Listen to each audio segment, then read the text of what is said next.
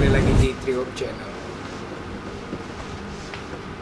Pada malam hari ini kita akan melanjutkan obrolan kita tentang sesuatu hal yang berbau mistis, supranatural, dan pengalaman-pengalaman yang selalu mengusik alam bawah sadar kita. Di obrolan kita sebelumnya, kita mendengar cerita yang sangat gamblang, yang sangat jelas bagaimana keadaan pendakian yang bisa dibilang misterius karena waktu pendakian yang sangat lama di Gunung Ceremai. Cerita-cerita misteri itu memang banyak sekali kejadiannya, tempatnya, maupun makhluk-makhluk yang ikut di dalam cerita tersebut. Namun ada satu hal yang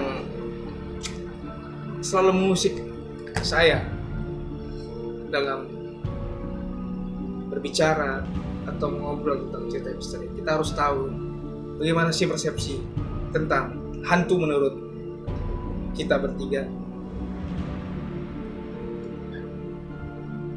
Kalau menurut saya pribadi, hantu itu adalah manifestasi, bentuk manifestasi dari alam bawah sadar kita sendiri sebenarnya. Karena secara pribadi, maksudnya secara yang saya tahu bahwa makhluk tak kasat mata itu nggak berbentuk.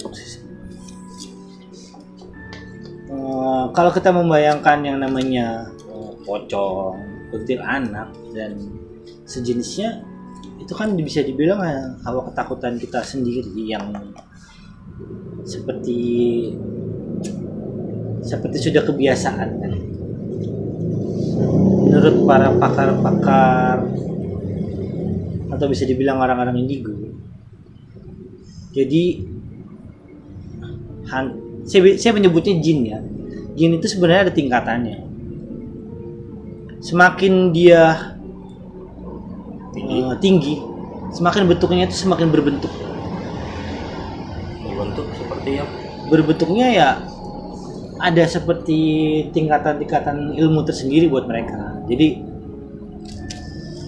taruhlah kalau misalnya di gunung, setiap tingkatan dari bawah sampai ke atas itu kan bentuknya beda-beda. Ya saya pribadi menganggap bahwa hantu atau jin atau makhluk tak kasat mata itu memang ada, karena memang percaya dengan hal-hal yang gaib adalah termasuk rukun iman kan?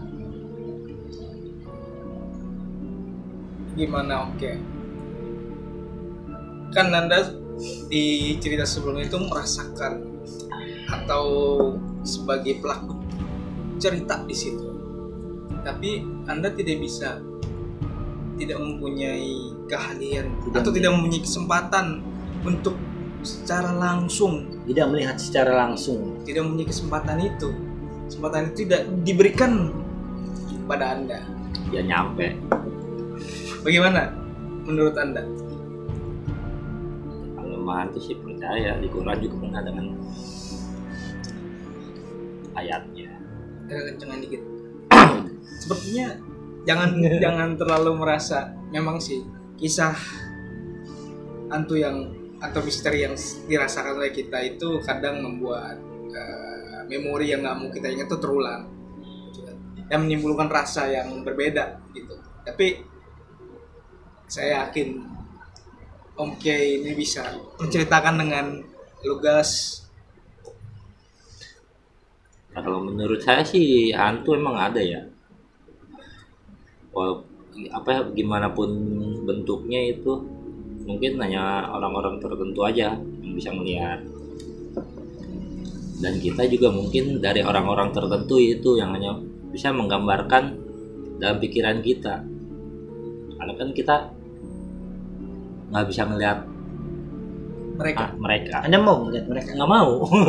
Bukannya karena takut atau apanya, takut kebayang-bayang aja. Kalau di beberapa waktu yang lalu kan saya pernah cerita bahwa saya pernah memang melihat yang saya bilang pocong bermata merah.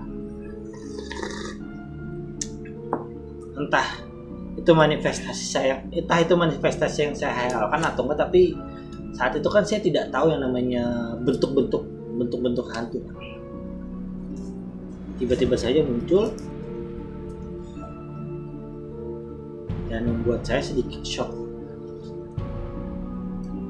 Jadi gini, kemarin itu setelah cerita soal pendakian Om Kea di gunung, saya merasakan beberapa kali hawa merinding. Memang pada dasarnya kalau menurut gue, setiap kita membicarakan suatu hal yang berbeda alam dengan kita, itu kayak mereka punya daya tarik lah. Seperti entah pancingan, kepanggil. Iya. Entah mereka itu juga pengen mendengarkan, gitu kan?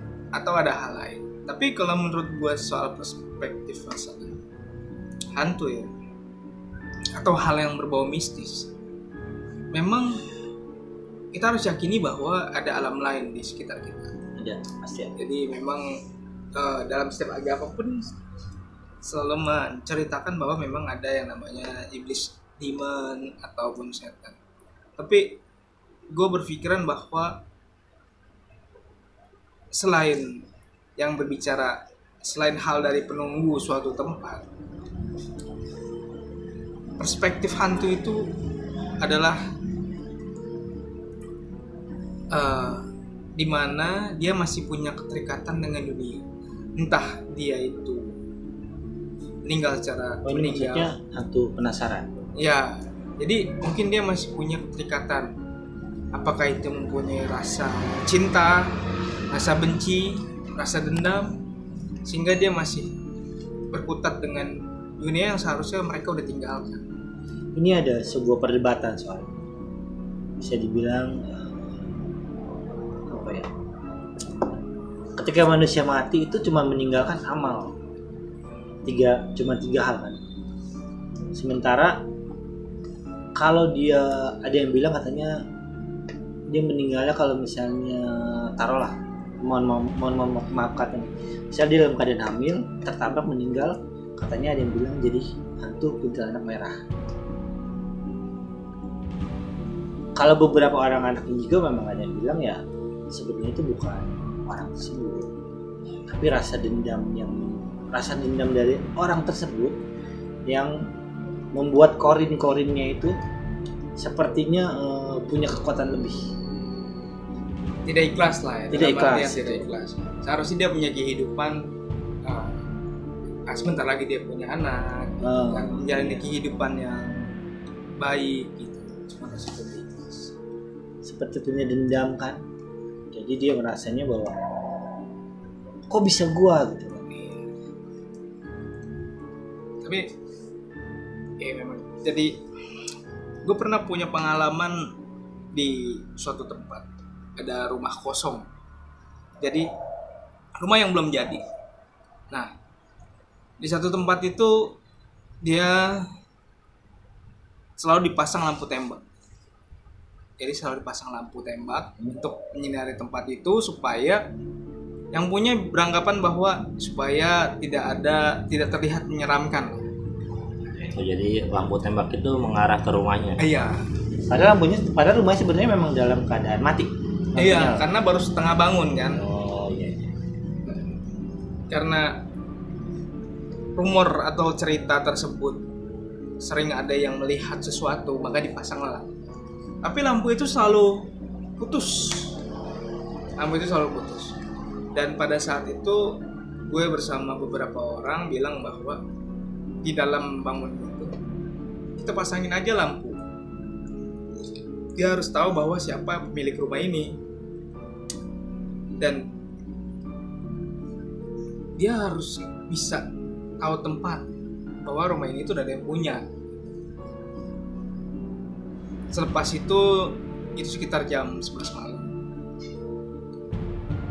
Selepas itu gue tertidur, dan ini bisa dijadikan apa ya, agak sedikit menakutkan sih. Gue bermimpi gue didatangi oleh sosok perempuan.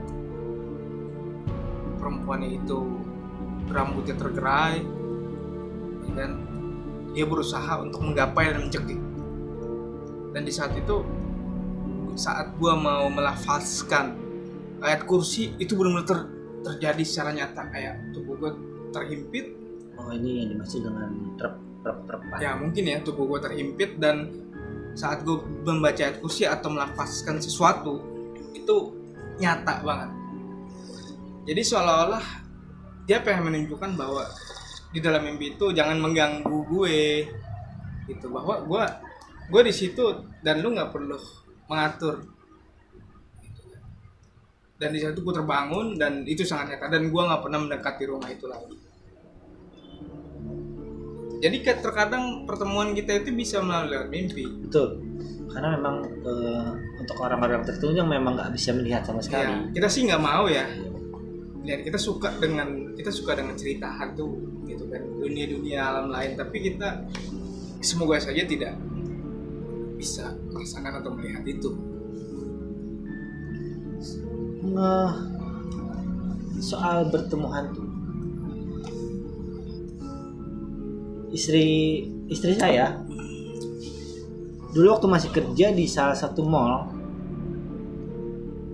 pagi-pagi hari Minggu sekitar jam 6:30, itu pagi ya, 6:30 pagi, dia naik